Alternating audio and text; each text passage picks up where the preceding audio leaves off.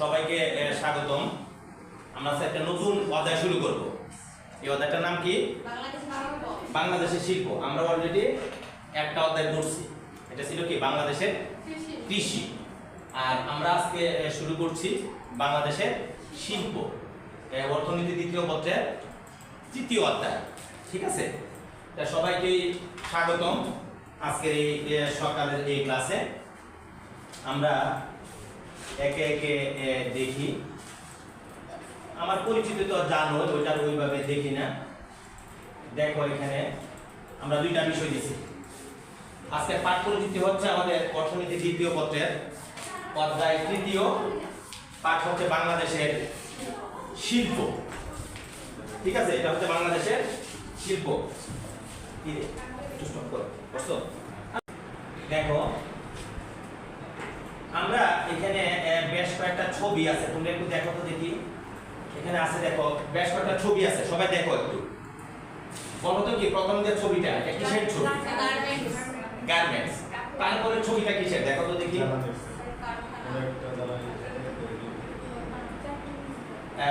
কারখানা। তারপরটা কিসের? এটা কারখানা। বা তারপরটা কিসের? দেখো ব্যাগ। তারপরে তোমার চামড়া। হ্যাঁ, সুন্দর। তাহলে এই যে ছবি আমরা লিখছি, যে আমরা কয়েকটা ছবি দেখি, এই ছবি থেকে কি বোঝা যায় যে স্যারে আজকে কোন বিষয়টা আলোচনা করব? বলতে পারবা? আমরা এই ছবিগুলো দেখে বুঝতে পারছি যে আজকে আমরা আলোচনা করব বাংলাদেশের শিল্প। আচ্ছা, বাংলাদেশের শিল্প আলোচনা করতে গিয়ে দেখো আমরা দেখব এখানে শিল্প কি, তারপরে আমরা দেখব বাংলাদেশের শিল্পের ইতিহাস বা ঐতিহাসিক পটভূমি দেখব। ঠিক আছে? আচ্ছা, কেউ কি এমনি বলতে পারবা ঐতিহাসিক পটভূমি এমনি কি বলা যাবে? আমরা একটু দেখি বাংলাদেশ। তোমাদের কি মনে হয় বাংলাদেশ কি এই শিল্পে কি খুব অগ্রসর? বাংলাদেশ কি শিল্পে উন্নত এরকম মনে হয়? বাংলাদেশ কিন্তু শিল্পে উন্নত না। বাংলাদেশ কিন্তু শিল্পে উন্নত না। বাংলাদেশ কিন্তু শিল্পে হচ্ছে অনুন্নত। আমরা একটু দেখি বাংলাদেশের শিল্পের ঐতিহাসিক পটভূমি। তার আগে আমরা একটু দেখি, এই যে আমরা একটু আলোচনা করে ফেলছি, আজকের পাঠ করে ফেলছি। তারপরে আমরা আজকে কি কি দেখবো এটা আমরা করে ফেলছি। দেখো বাংলাদেশের শিল্পের ঐতিহাসিক পটভূমি ব্যাখ্যা করতে পারবে আজকের ক্লাসের পরে। আজকের ক্লাসের পরে তোমরা যদি কেউ জিজ্ঞেস করে যে বাংলাদেশের শিল্পের ঐতিহাসিক পটভূমি বলতে পারবে। তারপরে বাংলাদেশের শিল্পের শ্রেণীবিন্যাস আমরা ব্যাখ্যা করতে পারবো। বাংলাদেশের যে শিল্প কিন্তু সব কিন্তু একরকম না, সব কি একরকম? এই যে একটু আগে আমরা চারটা ছবি দেখছি, ছবিতে কিন্তু আমরা দেখছি কি তোমার চামড়ার একটা দেখছি, পোশাকের একটা দেখছি। সব শিল্প কিন্তু একরকম না। আমরা এই বিষয়গুলি আজকে আমরা শিখব। এখন আমরা যে বিষয়টা দেখব, আমরা দেখো বাংলাদেশের শিল্পের ঐতিহাসিক পটভূমি। আমি একটু পড়ি না, তুমি পড়ো একটু, তারা একটু দ্রুত করে ফেলবা। পড়ো তো দেখি, আমরা একটু শুনি। কারণ দ্রুত শিল্পায়ন ব্যতীত উন্নত ও সমৃদ্ধ বাংলাদেশ গঠন সম্ভব নয়। কিন্তু বাংলাদেশের শিল্প উন্নয়নের ক্ষেত্রে সবাই দেখো স্লাইড বিরাজমান। আমি এখান থেকে প্রশ্ন করব। প্রায় 200 বছর 1757 সাল থেকে 1947 সাল পর্যন্ত এবং পাকিস্তান সরকার প্রায় 24 বছর এদেশের শাসন ও শোষণ করেছে। ব্রিটিশ সরকারের এক ছুতা নীতি ও পাকিস্তান সরকারের পক্ষপাতিত্বের কারণে এদেশের শিল্প কারখানা আলো মুখ দেখতে পারেনি। 1971 সালে দেশ স্বাধীন হওয়ার পর এদেশের শিল্প কারখানা উন্নয়নের পদক্ষেপ গ্রহণ করা হলেও প্রয়োজনীয় কাঁচামাল উদ্যোক্তা ও কার্যকর শিল্প নীতি প্রবৃদ্ধি অভাবে খুব বেশি শিল্প কারখানা গড়ে উঠতে পারেনি। টেকসই অর্থনৈতিক উন্নয়নের একটি অপরিহার্য পূর্ব শর্ত হল পরিবেশ বান্ধব শিল্পায়ন। এই লক্ষ্যে 2016 সালে শিল্প নীতি ঘোষিত হয়েছে। তাছাড়া উপযুক্ত প্রযুক্তি ব্যবহার বৃদ্ধি ও দক্ষ মানব সম্পদ সৃষ্টির মাধ্যমে শিল্প খাতের ক্রমবর্ধমান উন্নতি ও উৎপাদনশীলতা বৃদ্ধি করে দ্রুত অর্থনৈতিক প্রবৃদ্ধি অর্জন করা সম্ভব হবে। শিল্প হচ্ছে এমন একটি প্রক্রিয়া যে প্রক্রিয়ার মাধ্যমে কাঁচামাল বা প্রাথমিক দ্রব্যকে মাধ্যমিক দ্রব্য ও চূড়ান্ত দ্রব্যে রূপান্তর করা হয়। দ্রব্য সামগ্রী প্রস্তুতের কাজটি কোনো ফার্ম বা উৎপাদনকারী প্রতিষ্ঠান সম্পন্ন করে থাকে।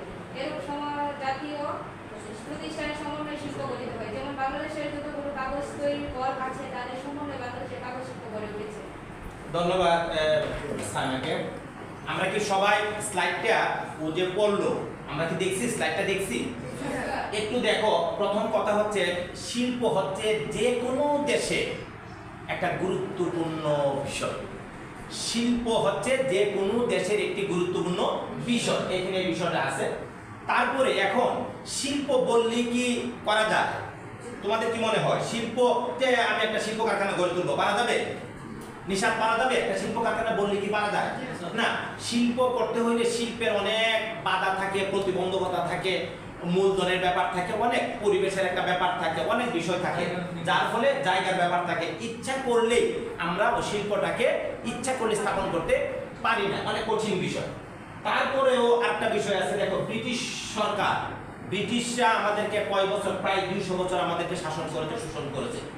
তারপরে আসছে দেখো পাকিস্তান সরকার 24 বছর, তার মানে আমরা স্বাধীন ছিলাম না। 200 বছর 24 বছর।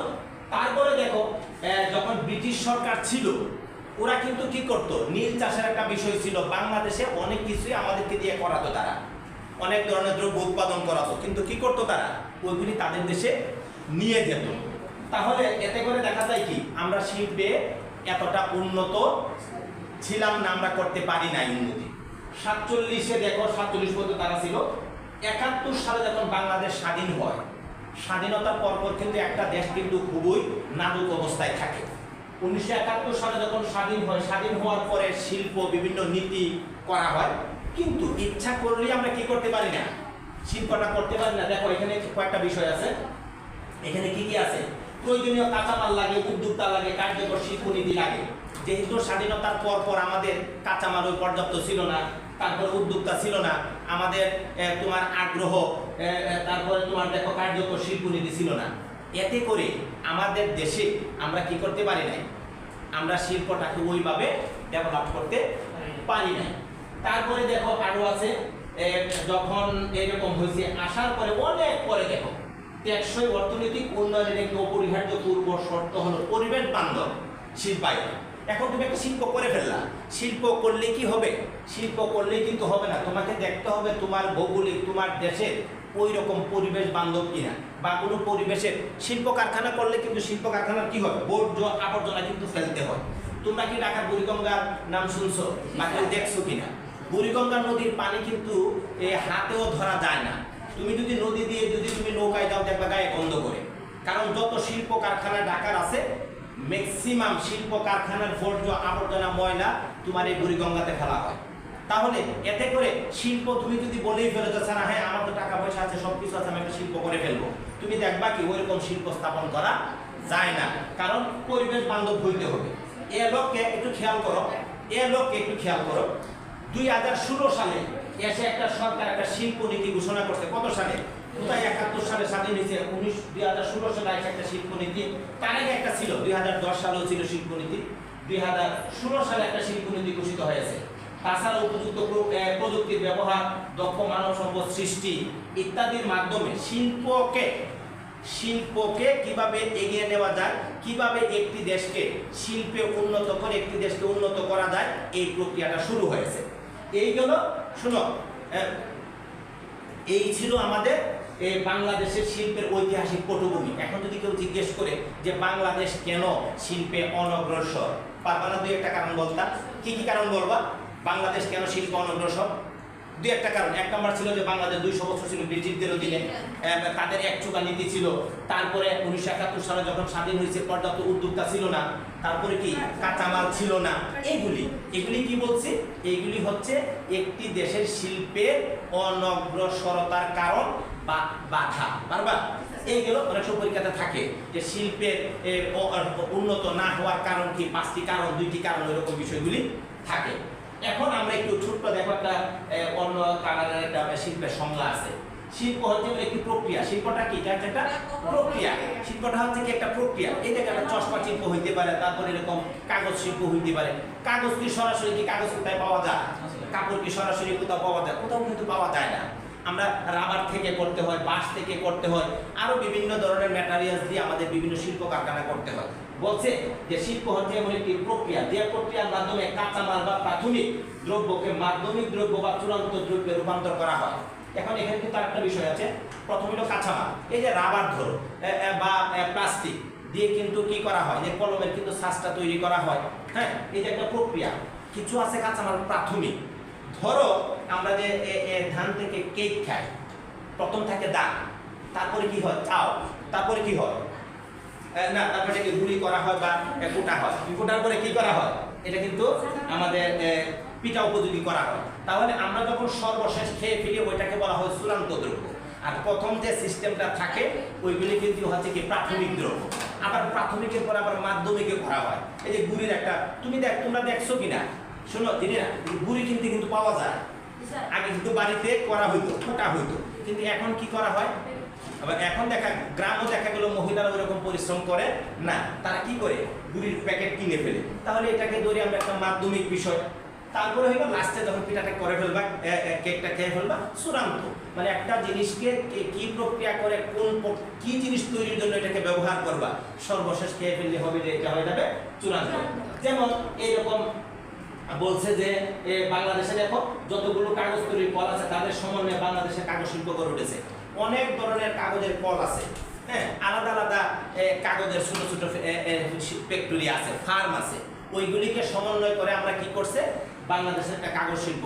বাংলাদেশের কাগজ শিল্পরা যেমন সে একটু আগে বলছে যে ওই যে সাইটে ছিল ছবিতে যে স্যার একটা চামড়া শিল্প দেখা যায়, স্যার একটা বৈদ্যুতিক সরঞ্জামাদির একটা শিল্প দেখা যায়, যে স্যার এখানে একটা কাগজের শিল্প আমরা 4টা স্লাইডে কিন্তু দেখছি।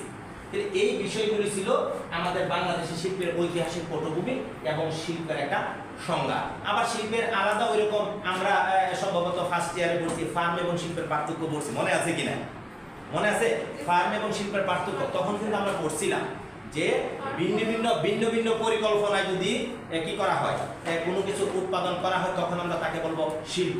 আর ফার্ম বলছিলাম, মনে আছে ফার্মটা কিন্তু বলছিলাম আমরা যে একই প্লান্টের অধীনে যদি কোনো কিছু তৈরি করা হয়, উৎপাদন করা হয় তখন আমরা তাকে বলবো ফার্ম। মনে আছে? এটা কিন্তু গুরুত্বপূর্ণ একটা প্রশ্ন ছিল যে ফার্ম এবং শিল্পের মধ্যে পার্থক্য লিখো। এই গেল আমাদের ফার্ম এবং শিল্পের ঐতিহাসিক পটভূমি। তারপরে একটু দেখো সবাই, আমরা একটু দেখবো যে আজকের 2 নাম্বার যে বিষয়টা ছিল বাংলাদেশের শিল্পের শ্রেণীবিন্যাস। আমরা কি দেখবো এখন? বাংলাদেশের শিল্পের শ্রেণীবিন্যাস। তোমরা একটু খেয়াল করে দেখো, শিল্পনীতি 10, শিল্পনীতি 2010 মানে কি 2010 সালে বাংলাদেশে একটা শিল্পনীতি করা হয়। একটু দেখো 2010 সালে কি করা হয়, একটা শিল্পনীতি করা হয়। 2010 সালের শিল্পনীতি অনুসারে বাংলাদেশের শিল্পগুলোকে কয়টা শ্রেণীতে ভাগ করছে? তুমি বলো তো দাঁড়ায় কি 9টা শ্রেণীতে ভাগ করছে, বলো। হ্যাঁ দাঁড়ায় 9টা শ্রেণী দেখো না। আচ্ছা তুমি বলো, হ্যাঁ তুমি বলো। 1 নম্বর যথা 1 নম্বর কুটির শিল্প, দাঁড়ায়। আচ্ছা 1 নম্বর কুটির শিল্প, দ্রুত। 1 নম্বর কুটির শিল্প, 2 মাইক্রো শিল্প, ক্ষুদ্র শিল্প, মাঝারি শিল্প, বৃহৎ শিল্প, হাইটেক শিল্প, সংগঠিত শিল্প, অগ্রাধিকার শিল্প, নিয়ন্ত্রিত শিল্প। সুন্দর, ভেরি গুড। আমরা দেখলাম যে 2010 সালে দেখো বাংলাদেশের শিল্পগুলোকে কয়টা ক্যাটাগরিতে ভাগ করছে? 9টি ক্যাটাগরিতে। নিশাত বলো পরবর্তীতে 2016 সালে কয়টা শিল্পের কথা বলা হয়েছে? 2000 একটু খেয়াল করো, 2016 সালে শিল্পনীতিতে কয়টি শিল্পের কথা বলা হয়েছে? 12টি শিল্পের কথা বলা হয়েছে। ওইখানে 12টির মধ্যে বলি 2010 সালের 9টা আছে, 2010 সালের 9টার সাথে আরো 3টা যোগ করে করা হয়েছে কয়টা? 12টি। এবার সানজিদা বলো সর্বশেষ করলাইনটা বর্তমানে বাংলাদেশের শিল্পগুলোকে কয়টা ক্যাটাগরিতে ভাগ করছে? কয়টা? সবাই দেখো একটু গুরুত্বপূর্ণ, 17টি শ্রেণীতে বিভক্ত করা হয়। কত সালে করা হয়েছে এটা? 2022 সালে। 2022 সালে আমরা এসে দেখলাম যে শিল্পগুলোকে মোট 17টি শ্রেণীতে বিভক্ত করা হয়। নিচে শিল্পনীতি 2022 অনুসারে শিল্পের শ্রেণী বিভাগ, নিচে দেখো তো দেখি কয়টা আছে? কয়টা আছে? 17টি। আমরা এই 17টি শিল্প আমরা ধীরে ধীরে ক্রমান্বয়ে আমরা কি করব? আলোচনা করব। পরীক্ষাতে কিন্তু তোমার ওইরকমই থাকবে যে বাংলাদেশের বৃহৎ শিল্প আলোচনা করো, ব্যাখ্যা করো, তারপরে ট্রেডিং শিল্প, নিয়ন্ত্রিত শিল্প, মাঝারি শিল্প, মাইক্রো শিল্প, এগুলি কিন্তু আমাদের বলবে। আমরা একাধারে শিল্পনীতি শোনো, সর্বশেষ আমরা 2022 সালে সর্বশেষ শিল্পনীতি কত? 2022 সালের সর্বশেষ 2022 সালে আমরা সর্বশেষ 17টি শ্রেণীতে বিভক্ত করা হয়। আমরা একে এক আলোচনা করব। আমি একটু বোর্ডে দেখাই। 1 নম্বর যে শিল্পটা আছে, 1 নম্বরটা কি বলো দেখি সবাই জুড়ে? 1 নম্বর হচ্ছে বৃহৎ শিল্প। বলো তো দেখি বৃহৎ শিল্প কেউ বলতে পারবা? বৃহৎ শিল্পর ধারণা একটু বলতে পারবা যে স্যার এইরকম হইলে কি হইলে? হ্যাঁ বলো দেখি, বলো বলো, সুন্দর বলো। হ্যাঁ, শিল্পটা বড় হবে না, শিল্পটা বড় বলতে বড় কিন্তু একটা ক্রাইটেরিয়া আছে। হ্যাঁ, কেমন হইলে বৃহৎ শিল্প হবে আমরা একটু আলোচনা করি, একটু খেয়াল করো। ওর কথাটা ঠিক আছে যে শিল্পটা বড় হবে, কিন্তু বড়র সাথে কিন্তু আরো বেশ আছে। বৃহৎ শিল্প, ক্ষুদ্র শিল্প, কুটির শিল্প, তারপরে দেখো মাঝারি শিল্প। এখন বড়র সাথে মাঝারির কতটুকু পার্থক্য হবে?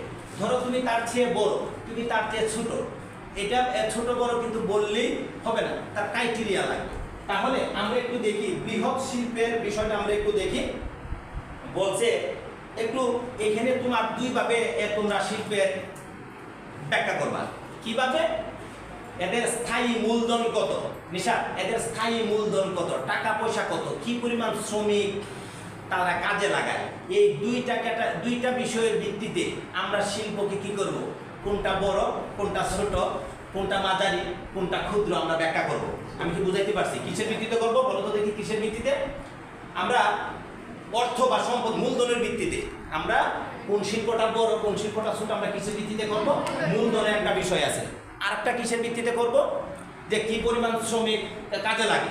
একটু খেয়াল করো, আমরা একটু বৃহৎ শিল্পটাকে একটু দেখি। এখানে অর্থের পরিমাণ হচ্ছে 50 কোটি। কত বলো তো দেখি? 50 কোটি। যে শিল্পটা করবে ওইখানে অর্থের পরিমাণ 50 কোটি পরিমাণ এখানে সম্পদ থাকবে।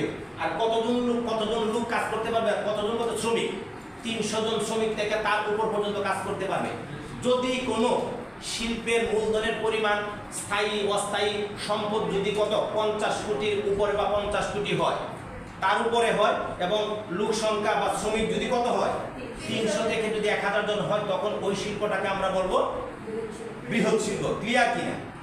তাহলে একটা ক্যাটাগরি হয়ে গেল যে স্যার 50 কোটি থেকে তার উপরে এবং 300 থেকে 1000 লোক যদি কাজ করে, তাহলে আমরা তাকে বলবো বৃহৎ শিল্প। তাহলে কি বৃহৎ শিল্প? ক্লিয়ার? তারপরে দেখো তারপরটা কি শিল্প আছে?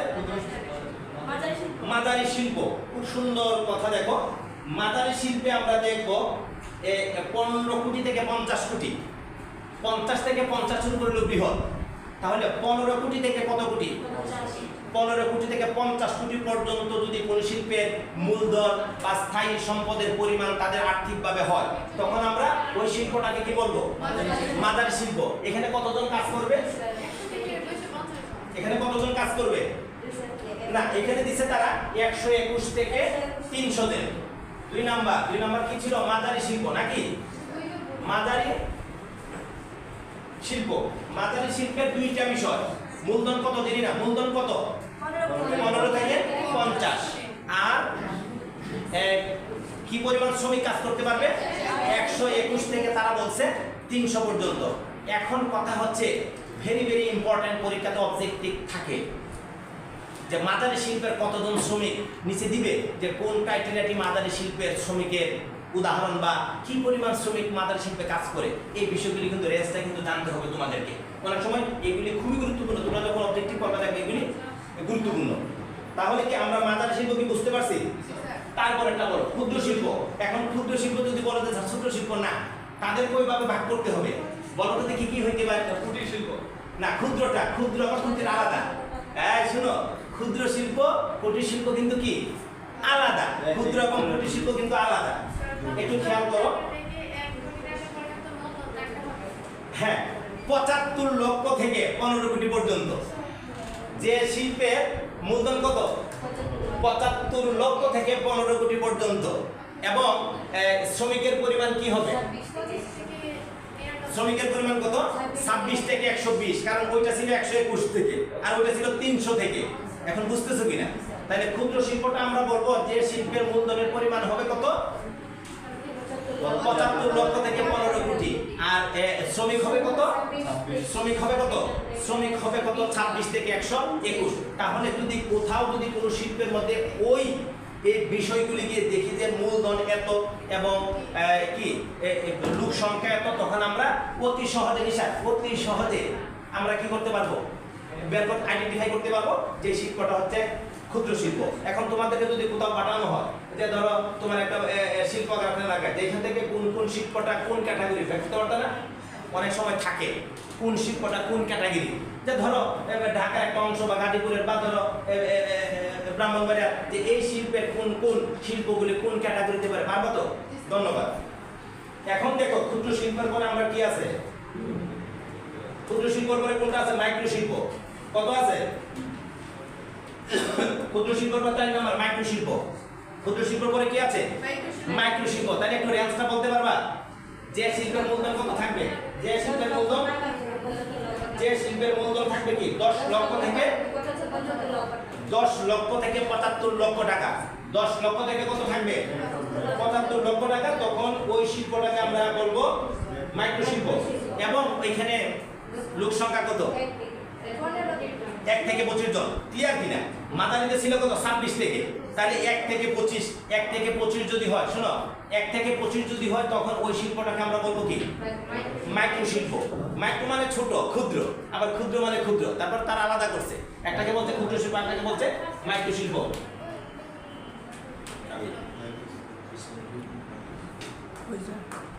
আচ্ছা দেখো, তাহলে আমরা ক্লিয়ার কিনা মাইক্রো শিল্প? সর্বশেষ দেখো, বাংলাদেশ কিন্তু উন্নয়নশীল দেশ, একটা গরিব দেশ। তোমরা কি এই বর্তমান সময় কি বুঝতে পারছো? গত 7 দিন যাবত কিন্তু বাংলাদেশের উপর দিয়ে কিন্তু বড় ধরনের একটা কি বলবো এটাকে, দুর্যোগ যাচ্ছে। আমার মনে হয় সারা পৃথিবীতে ওই রকম দুর্যোগ আর হয় নাই।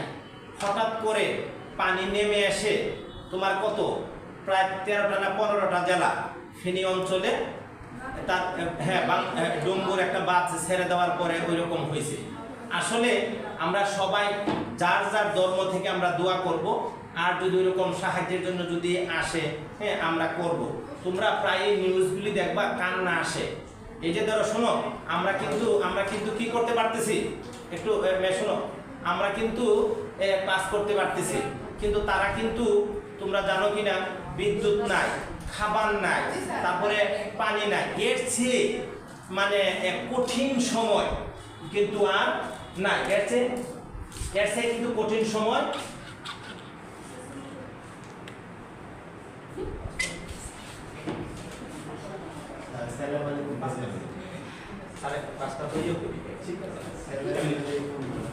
কথা বুঝো।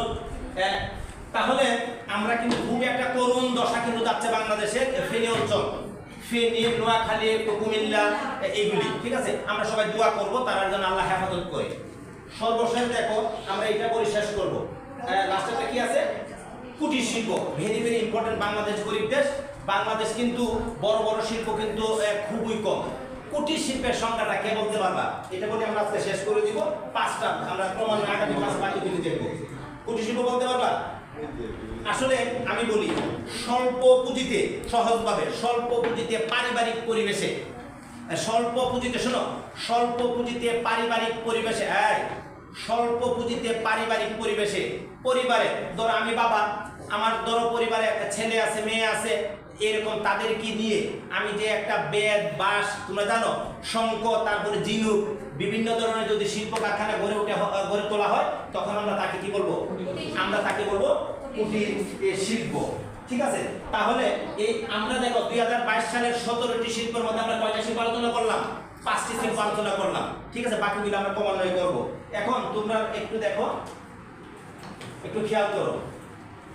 জোড়াই কাজ বলতে তোমরা কি বলতে পারবা? ক্ষুদ্র মাঝারি শিল্পের 2টি করে উদাহরণ পারতা না? ক্ষুদ্র এবং মাঝারি শিল্পের 2টি করে উদাহরণ দিবা, কোন শিল্পটা ক্ষুদ্র এবং কোন শিল্পটা মাঝারি, এটা বলবা। তারপরে দেখো শিল্প মূল্যায়ন, শিল্প কাকে বলে পারবা না? আমি এক ক্লাসে ফাঁকি নিয়ে নিছি যে তোমরা বলে ফেলছো যে শিল্প হচ্ছে এই। আর 2016 সালের শিল্প নীতি কি লিখছি? 3টি অগ্রাধিকার শিল্পের নাম বলবা। অগ্রাধিকার 3টি শিল্পের নাম বলবা, এদের 2টি করে গুরুত্ব লিখে নিয়ে আসবা। আচ্ছা, অগ্রাধিকার শিল্প তো পড়ানো হয়েছে না, তোমরা শুধু একটা কাজ করবা, এখানে হয় নাই, তোমরা ক্ষুদ্র এবং কুটির শিল্পের 3টা শিল্পের নাম লিখবা এবং ওদের গুরুত্ব লিখবা, কারণ ওইটা কিন্তু পরের আলোচনা, পুরো পাঠটা। তোমরা কি করবা? ক্ষুদ্র এবং কুটির শিল্পের কয়টা নাম লিখবা? 3টা নাম লিখবা। ক্ষুদ্র শিল্প বলে ক্ষুদ্র শিল্পের এই 3টা, তাদের কি লিখবা? গুরুত্ব লিখবা। তাহলে তোমরা এই সময় দেওয়ার জন্য এবং আমরা ধৈর্য ধরে এই ক্লাস শুনলাম, সবাইকে কি ধন্যবাদ।